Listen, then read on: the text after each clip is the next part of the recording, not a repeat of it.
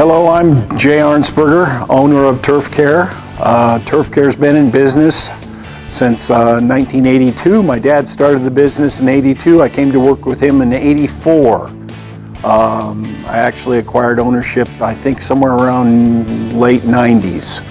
My dad has since passed away, and I am now it's my turn to retire, and so I've sold the business. I've was made an offer recently, and I decided to take it. They were interested in my customer list and my employees, not necessarily my equipment or my facility. So I've got a facility I got to lease, and I've got equipment I got to get rid of before I can lease it.